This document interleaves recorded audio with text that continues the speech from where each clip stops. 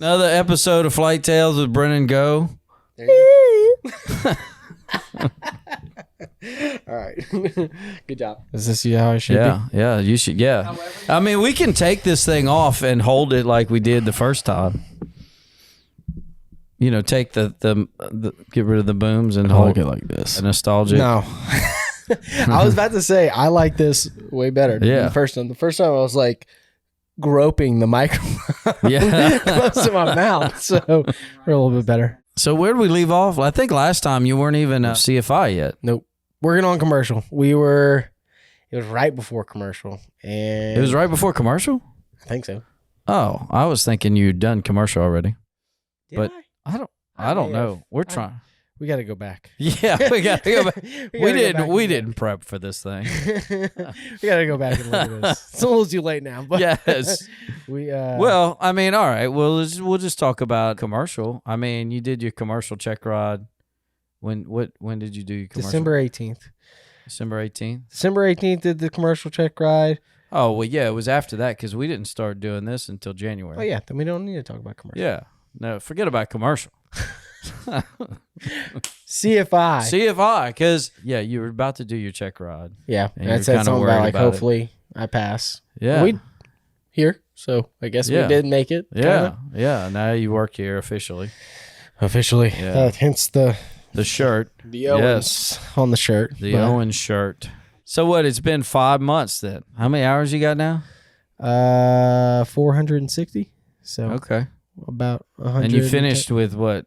When did you finish? 260. So 260. About 200 hours. Right at the minimums, almost. Yeah, 200 hours of instruction. I've already passed my dual received now. So after commercial, it took me a month to get CFI. I think we had a check ride just pop up too. Wasn't it one of those deals where, Yeah. So commercial is like this long time building thing where you start off from zero.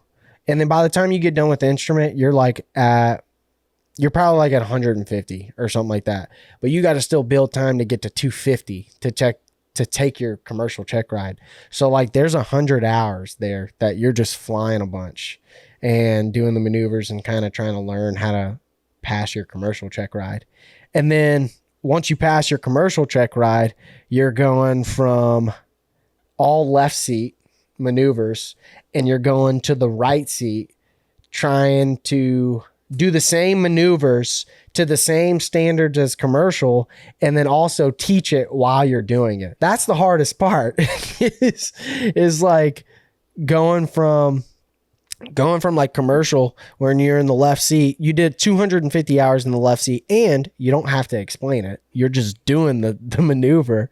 And then you get put in the right seat and then the DP starts asking you questions and starts... they want you to have it up to instructional knowledge. Yeah. And it's hard when you're doing the maneuver too. Yeah. Like when you're trying to set up for a power off stall or something like that. And while you're setting up, he's asking you questions about why would you do this or why would you do that? And you're like, bro, I'm just trying to do the maneuver right. I'm just trying to make sure I don't screw this up. Yeah. Guys, save the questions for after. This is when you start building time because you're flying when you're flying private and commercial, the most I was flying was like twice a day. Like a busy day here, I got like 4 or 5 flights and each flight is an hour and a half at least. So it's like when you were just time building, like, yeah, you were building time fast, but like now I got 200 hours in 2 months. So it's like you really, really start building some time. And that's why this is, the first job people usually get. So now you got 200 hours of dual given. Yeah, 200 hours of dual given. And it has been a learning experience for sure. Trying to figure out really you go through this 8-month, I went through this 8-month process where, you're trying to learn to fly and then you get to the point where you have a good base of your knowledge and how to do things the right way. You can fly an airplane. Yeah, you can fly an airplane. Yeah. And now you're trying to you pass this check ride and you go, okay, here you go. Teach the world Teach- how to be a pilot. I don't know anything. I was like, well, I just became, Yeah. I just got here. Yeah. I got here 8 months ago. Yeah, 8 months. That's why it's been good being here though, because, you know, you get, it's a learning curve of teaching people the right way and seeing how certain things have to be portrayed to certain people to where they can kind of pick up the knowledge, and then having you as a backup to kind of go back and say like, you know, hey, I don't know what's going on here. Yeah. What have you done? I'm like a miniature Ryan, basically. I'm just trying to copy. I'm just trying to copy everything you do. Yeah. So it works. So I mean, yeah, we've been doing it that way. And it's been working pretty good. So you're letting somebody who's never touched an airplane fly an airplane. Yep. And it gets scary sometimes. It's extremely scary because you know what you're doing too. Yeah. And then like you see this person putting them in a bad situation and you don't want to do anything yet. You kind of want them to learn, but you're like, holy cow, like, something bad is about to happen. But you know, the saying is I guess if you're going to be dumb, you better be tough. But no, that's the hardest part for sure. And but you get better. You get better. I feel like most students have said that like I said, I try and watched you on how you instructed me, and like you really don't try and touch anything. You try just not to. Try and keep your hands. You're always ready. You're keeping your hands here. Your feet are on the rudder, but like you try not to touch as much, as least amount as you can. Especially like when you're teaching landings, you know, you gotta kind of talk them through it, and as much as you can, to a point to where you see that you're talking so much but they're not getting it. Then you gotta step in, and then usually they improve, because usually sometimes they'll hit a plateau where they're just not, even though you're telling them what to do, they're not paying attention to it. Listening. That's what we talk about all the time. Is like you just gotta be able to look at somebody and be like, he is not picking up a thing I am saying right now. Has no clue. This guy has no clue what I am talking about. Yeah. And being able to recognize that, like, hey, this guy has no clue what I'm saying. Maybe I should show him so he can actually put 2 and 2 together. And like you, me and you talked about that before. The magic that happens whenever someone's not understanding something, and then you take the controls and do it, and they're like, that's all you were talking about? I'm like, yeah, that's it. That's all I'm talking about. Yeah, it's a good feeling too when they start getting the landings on their own, you know, and being able to, where you really don't have to touch, and then it's coming in, it's, you know, squeaking it in. Yep. Because, boy, it is stressful when you are still worried about it. Yes. The whole first 20 hours, you're like, oh, man. Every single time we'll you're see coming how this is in, going to come out. like, okay. I hope we don't die. But, and then, like you said, once you start and get towards the end with solo and stuff like that, and they're going for their check ride, it feels a lot better. I remember I was doing that with Derek when I was, like, sitting down. I was like, this is so nice. This is you don't great. have anything to do, and you just they're able to handle the plane by themselves. Yeah, it's like, I'm so glad that you know how to do this now. Yeah, because when you didn't, I was very scared. But they all end up getting it eventually. Yeah, just some fashion and others. It is what it is. So you ended up getting your II instrument instructor. Yeah. So you can teach instrument. Yes, sir. Clouds.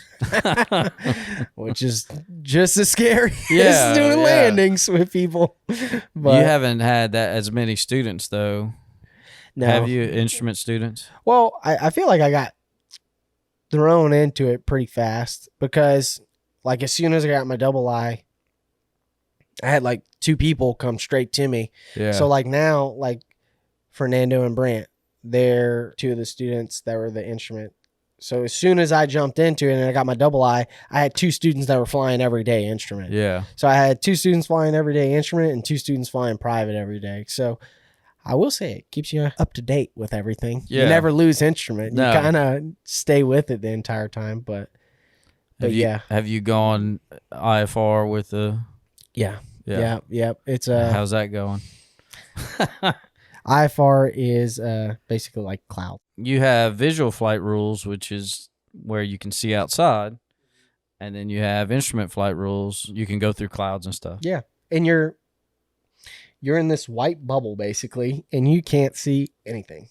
And you're relying on the student to keep you straight up. Yes. That's the scary part. Not be upside down. I haven't had anything big happen yet where like I was like, holy cow. Like that was. Yeah. Well, I usually don't take people unless I'm confident with them in, VFR. Yeah. First, that they can handle with the hood on, they can handle climbs, turns, just basic instrument flying. Yeah. Because it's a different world. Yeah. It's not flying with the foggles. Once you get in the clouds, Oh, no. It's not flying with the foggles. No, it's not. It's different. Yeah. That's what Keith said to me the other day. Keith was like, it's not that much different, right? I was like, that sounds like somebody that's never flown in a cloud before. It's like, that's definitely somebody that's never flown in a cloud. No. It's 100% different. That's what I was telling Brant the other day. We were doing climbs. We had been flying through the clouds to get him used to it for climbs, and we would do VOR holds. So he would just trim it out, and he would just fly through the clouds until we got up to our altitude, and then we'd pop through, and we're like, oh, that was great. Yeah. But then we started throwing in like, okay, go do an instrument approach in the clouds. There's a whole lot more going on here now. So it's like that build up of getting them used to flying in the clouds and seeing if they can handle it or whatnot. But nothing bad or nothing like no pucker factors happen yet. But you still learn a lot because you can only learn so much in the IFR training, and you learn a lot more by taking students to do that. Yep. You run into certain situations or whatever. Yeah. Filing flight plans and that kind of thing. Yeah, no, it makes you a lot better because the more you do it, the better you're going to be at it. I mean, there's been multiple times where we'll go fly and he'll ask you a question, or a student will ask you a question about IFR, and you'll be like, not quite sure. So like you'll look that up. Yeah, you'll go find out, and then you learn something like, oh man, I didn't even know that. Yeah. And then you'll learn something new about instrument, and it just makes you a better, well-rounded pilot in the end of it. But that's kind of like same with the ground school class. Sometimes you'll get questions that you're like, oh, never had that before. Yeah. How did you think of that question? Yeah. Because I've never heard that come from. You are really throwing me for a loop right now. It definitely makes you a better pilot doing the instructor route, because like you said, you have to be, I guess some people don't have to be this, but like I would at least hope that most instructors would take pride in their knowledge if they're teaching people. So like I would hope you would know 95% of the stuff. Yeah. But then like the other 5 stuff that you don't know, you learn that new stuff, and it just makes you that better pilot, and it's questions every single day. Yeah. So 1, it keeps you on top of everything. 2, learn a little bit. Well, I always say you should become a flight instructor even if you're not going to use it, because it just that other level, like you said, like you're saying, on the right seat, you got to fly everything. The examiner's asking you questions as if you're teaching him or her.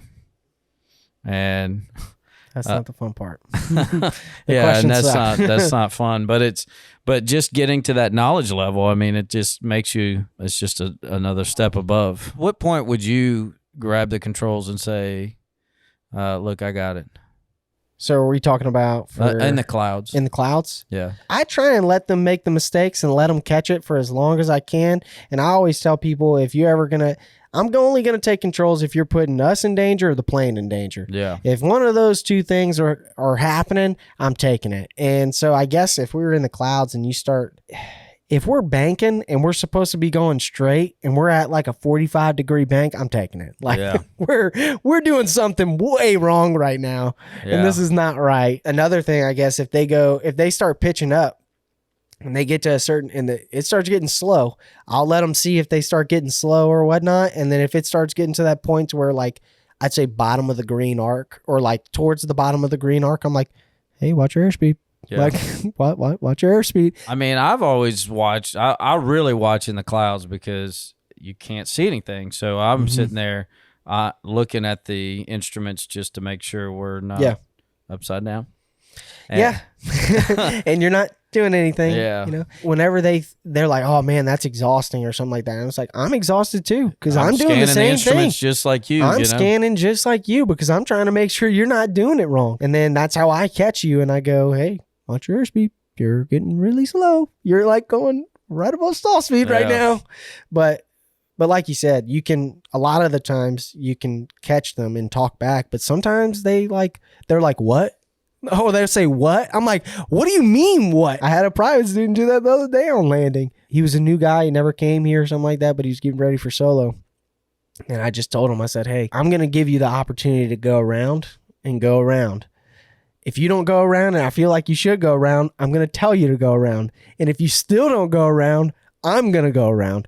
So sure enough, we start doing landings and we're like all the way off the side of the runway. And I'm like, okay, go ahead, go around. And he's like, what? I'm like, dude, go around. Go around.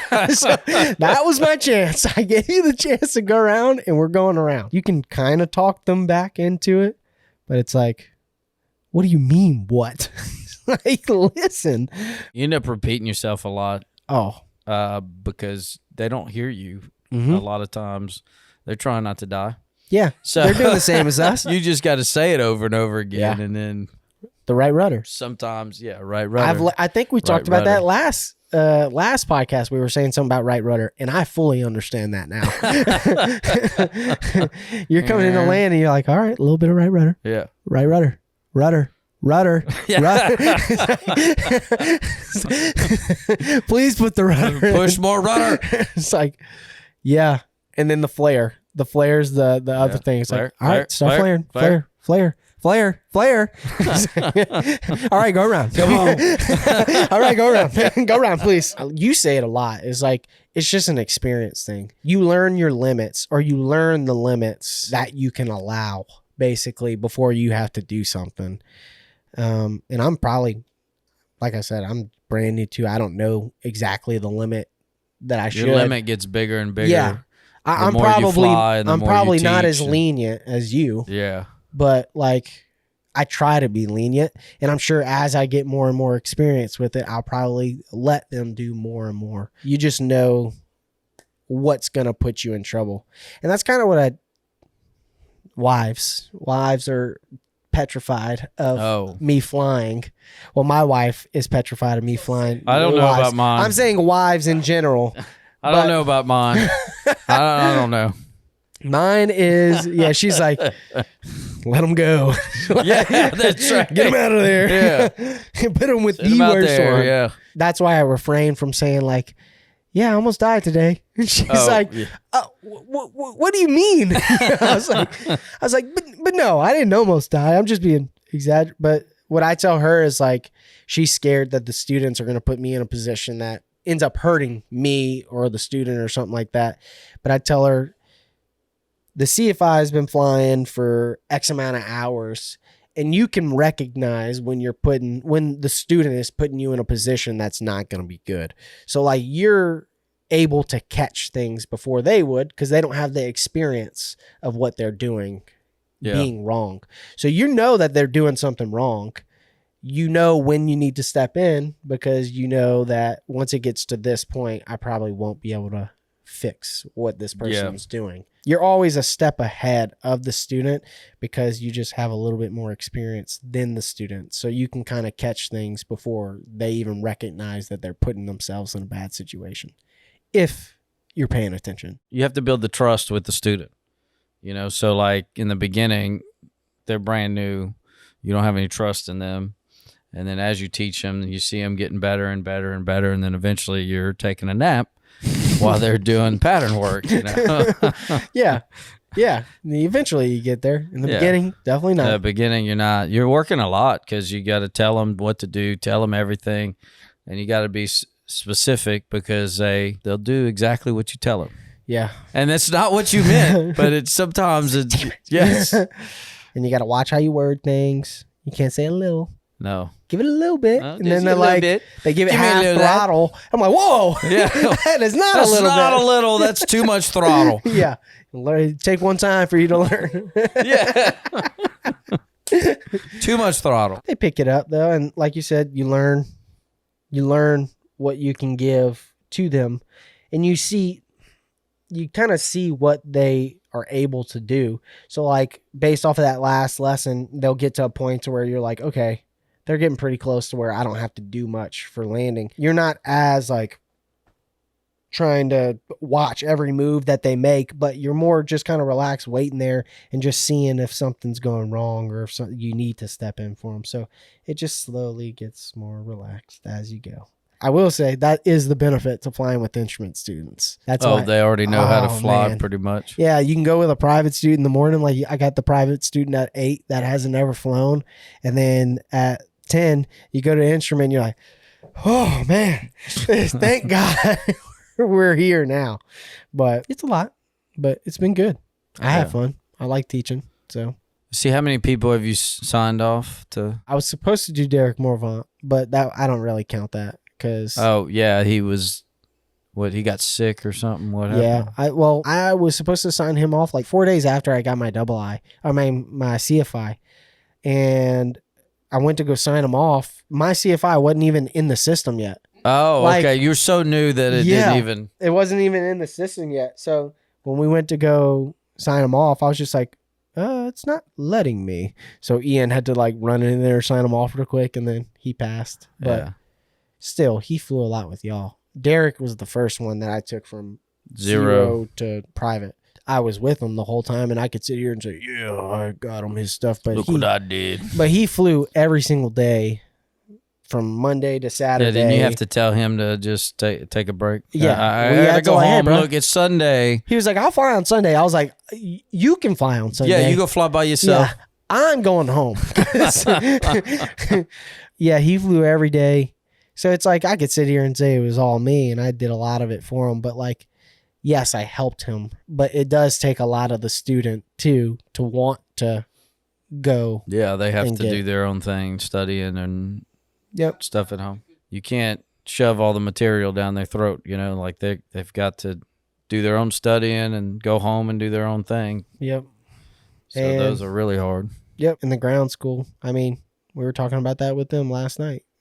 Talking about how like if you don't study at home, you can come to the ground school as much as you want, but like you're not gonna pick up. Yeah, you're fighting from behind basically. Like if you're in the ground school, at least if you have kind of a background knowledge of what we're talking about, you can pick apart what you really don't understand. If you're going in there and it's a brand new topic, you don't understand anything. So you're just trying to absorb as much as you can, and then you have to go home and reread it again, and then possibly do another ground after to fix whatever you don't understand. So it takes a lot of home study. Yeah, homework.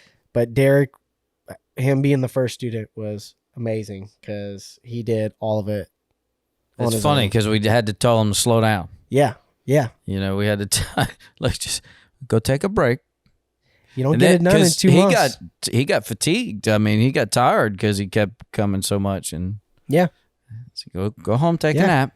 I mean, he had that thing. He had that thing where you ain't gonna fly with him. Yeah. And I called you that one day. I was like, hey, he ain't never had problems with power on stalls, but he is doing something, and I don't know how or what he's doing wrong. Yeah. And it was, I mean, he went go home, took a break for like a day or two, and then came back, and they were perfectly fine. Yeah. It was just doing some crazy stuff. Yeah. While he was trying to do maneuvers and whatnot. But and he was still really good. He just needed a little time, and he got it done in 2 months, which is like blazing, like moving through it.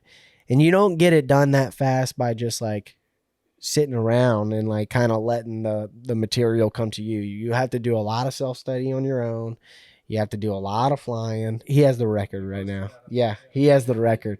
He's at 2 months. I had somebody come in and say they wanted to get it done fast. I was like, you think they could beat you? He was like, I don't know, man. It's going to be hard. I was like, whoa, slow down. I mean, it's true, though. It is going to be hard for whoever. He did it like 2 months and a couple days. Like, it was legit 2 months. It wasn't like 2 months. They'd have to fly on Sunday. Yeah. When he first started with me, he was like, I don't want to bother y'all. I want to fly every day. I was like, I'm here every day. What are you talking about? Like, yeah, fly every day. But he literally meant like Sunday to Sunday. I was like, yeah, big dog, we gonna take off Sunday. We gonna take off Sunday. I started in May. So like this is my first winter flying and stuff like that. And I felt like the weather was great. Like it was great weather to fly. There wasn't a lot of It was just hot this past summer. Yeah. Or are you talking about winter? When I'm talking about with Derek. Oh, yeah. When he was flying, like he had great weather, like the whole time. There's a couple days that actually does bring up something though. But there was a couple days where weather was perfect, but it got really windy in the winter. Yeah. That's the bad part. Yeah, those cold fronts come through and then it carries over to the springtime too. Well, and that's kind of what I was a big proponent of, and that's what I was kind of talking about. Like, it was good days, and a lot of people don't fly in the wind and stuff like that. That's another reason he got it done so fast. Is because, like, if we would have let all those days, windy days, be cancel days where we're not flying, he wouldn't have got it done as fast. But I tell everybody to go fly in wind. And like you said, you tell us, and you're like, that's why you're there. Yeah. Go put them in some wind. If they haven't been in that kind of wind, then they shouldn't be flying in that kind of wind. But I mean, usually we restrict solo. Like, we don't let people solo in some wind like that. You got to learn how to land and that kind of stuff to begin with. And if you got an instructor with you, that's why they're there. They're there with you so you can learn how to fly in this type of weather, because it's not going to be perfect every single day that you try to go fly. Or if it is a perfect day and you try and go fly and then all of a sudden the wind picks up. You're going across country and it's windy over there, and it wasn't even forecasted to be windy, because sometimes that happens. Yeah. What you going to do? I'm like, it's windy. Guess I'm not going to land. It's like, guess I'm dead. Guess I'll just wait till I run out of gas here. You know? Yeah. But that's another reason why he got it done so fast. And another reason why I think his landings got way better is because he didn't let the wind kind of dictate when he was going to do landings or not. He just said, like, okay, it's windy. I'm going to learn how to land in wind, and kind of just dealt with it. I don't know, to be a good instructor, just care. I feel like if that's what we're talking about, like how to be a good instructor and just care the progress of your student, and make sure that they're going to achieve the goal quickly. Not run their pockets dry and don't run their pockets dry, and you should have a limit to. Not everybody's going to be the same. Like, at 20 hours, everybody's going to solo. It might take a little bit longer, but like at that point, you should be saying, well, why aren't they soloing? What am I doing? Because it's the instructor's responsibility to help this person understand. So why are they not achieving this at this time? I think people can feel it too, like you said. Like, they can tell the difference. They can tell when I guess that's the problem with having like some CFIs that are like just trying to get hours kind of thing. It's like they don't care about the actual instruction that they're given. They're just trying to get hours. And people can feel that, like when you're just trying to get some hours, or if you're like actually trying to help this person achieve what they're trying to achieve. So there's a lot of them that's what they're there just to get. I'm getting my hours so I can get to the airlines. Well, that's great, but you're messing up this guy who's trying to get his license. Yeah, I think we were saying something about that. It's like that constant cycle of like this student pilot just finished and he doesn't care, and he's trying to get hours. Teaches this student that doesn't care. Yeah. That's just trying to get this rating or this certification, and that person becomes a CFI, and it's just constant cycle of these people that don't. They're doing what they were taught. They're doing what they have to be. Yeah. What has to be done to get through the door. Yeah. Which is, I thought about going to ATP and stuff like that, and thank God I didn't, because you can tell the difference between a flight school like this compared to a flight school like that, where like the main thing is push these people out as fast as we possibly can, and who cares how we do it, let's just get them through. Compared to like, hey, you can still do it fast, but like we're gonna make sure you're the best pilot you can possibly be and do it fast. That's like Derek, I would say, at a very, very good knowledge base of things, but did it in 2 months. I mean, that's just as fast as any school could do. Safe, knowledgeable, and confident pilot. That. Yeah. There it is. There it is. Yeah, you got to care about them. Got to care about them. Care about the actual success. Care about. I don't know what to do with my hands. And that's how it ends. Flight Tales, woo-woo. If you made it this far, you listened to the entire episode. And for that, we would just like to say thank you, and we hope you enjoyed it. We would also like to thank Brennan for coming on the show and sharing his story. If you have any questions about today's episode or suggestions for future episodes, just leave a comment or message us, and we'll do our best to answer. If you'd like to check out some fun aviation videos, subscribe to our YouTube channel at Owens Flight Training. Or if you'd like to get more information on becoming a safe, knowledgeable, and confident pilot, just head over to our website, owensflighttraining.com.